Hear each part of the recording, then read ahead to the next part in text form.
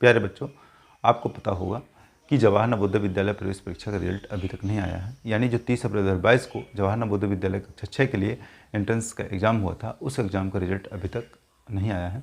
Notification में दिख रहा है कि रिजल्ट जो है 10 जुलाई तक आने की संभावना है। यानी रिजल्ट के आने की जो तिथि है वो 10 जुलाई 2022 को है। महीने से 1.5 महीने के अंदर रिजल्ट हर साल आ जाता है। कभी कभी रिजल्ट में देरी हो जाती है। आपको ये बात बता दें, होता है 3 विषयों का आपको सामना करना पड़ता है। पहली विषय होती है समान अभिरुचि का, यानी समान तर्क शक्ति का, जिसमें 40 प्रश्न आते हैं। सारे प्रश्नों को कवर करना जरूरी होता है। दूसरा होता है गणित का, जिसमें 20 प्रश्न आते हैं और सारे 20 प्रश्नों को कवर करना होता है। तीसरा हिंदी का, अंग्रेजी का या उर्दू का या अन्य भाषाओं का, जहाँ जिस राज्य की भाषा है उन भाषाओं का 20 प्रश्न का नंबर आता है। हमारे यहाँ दरअसल हिंदी का आता है 20 प्रश्न का, और जिसमें से आपको 1.25 नंबर के एक प्रश्न पेपर पर मिलेंगे।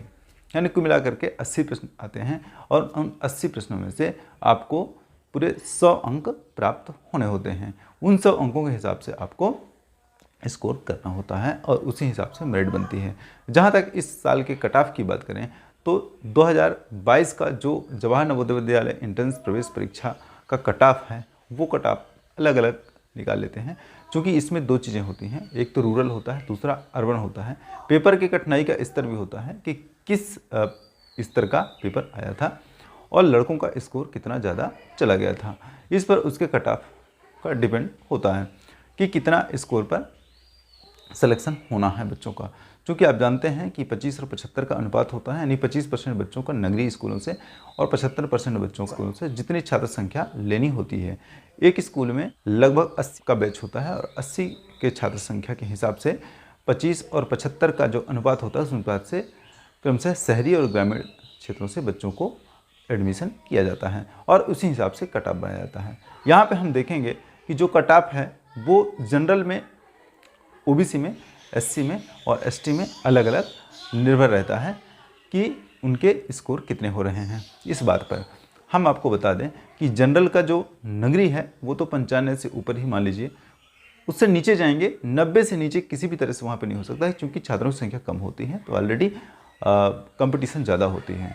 और अगर जनरल में ग्रामीण की बात करें तो जनरल में ग्रामीण आपको अगर 85 प्लस है तो आपका सिलेक्शन हो जाना है। आपको इस बीच में ये बात भी बता दें कि जो 3 विषय होते हैं, तीनों विषय में हमको पास होना ज़रूरी होता है। यानी जो 33% नंबर होता है, 33% नंबर लाना हर एक विषय में ज़रूरी होता है। इसमें ये बात नहीं होता है कि किसी एक विषय में हम अच्छे नंबर लेकर के चले आएँ, चाहे हिंदी या इंग्लिश या समान अभिरुचि जिसको रीजनिंग कहते हैं उसमें लेकर के चले आएँ, ये ज़रूरी नहीं है। बल्कि ये ज़रूरी है कि सारे विषय में हमको 30% से ऊपर नंबर लाने आवश्यक हैं। ये बात अलग है कि मेरिट कितने से बनती है। मेरिट का भी बनना ज़रूरी होता है। आपको हम बता दें कि अब दूसरी बात ओबीसी के कट ऑफ पर चलते हैं। ओबीसी की कट ऑफ भी 80 से 85 के बीच रहने वाला है। लड़कियों का कट ऑफ थोड़ा सा कम होने की संभावना है, यानी 75 तक लड़कियों का कट ऑफ। ये मैं नंबर की बात कर रहा हूँ, प्रश्न की बात नहीं कर रहा हूँ, क्योंकि प्रश्न तो 80 ही होते हैं, ये बात आप भली भांति जानते हैं। और 80 के कट ऑफ आप 65 से ऊपर जिनके भी नंबर हैं और जिनके सारे विषय में अच्छे स्कोर हैं, 33% से ज़्यादा नंबर आ रहे हैं, उनका सिलेक्शन हो जाना है। ये 65 से 70 के बीच में इनका कट ऑफ रहने वाला है। एसटी का 60 से 65 के बीच में कट ऑफ रहने वाला है। और बिल्कुल इसमें बेझिझक होकर के जिनके इतने स्कोर हैं वो जाने के लिए तैयार रहें और उनका सिलेक्शन तो होना ही होगा। ये भी बता दूं, मैं बार बार यही बात बता रहा हूँ कि सिलेक्शन तभी होगा जब वो सारे विषय में अच्छे परफॉर्म करेंगे। ये नहीं कि 2 विषय में अच्छे नंबर लेकर के आए, किसी एक विषय में कम नंबर लेकर के आ गए तो उनका स्कोर जो है 70, 75, 80 के करीबन चला गया, लेकिन किसी तीसरे विषय में उनका स्कोर कम है, यानी 33% से कम मार्क्स हैं, तो उनके सिलेक्शन होने सुनिश्चित नहीं होते हैं।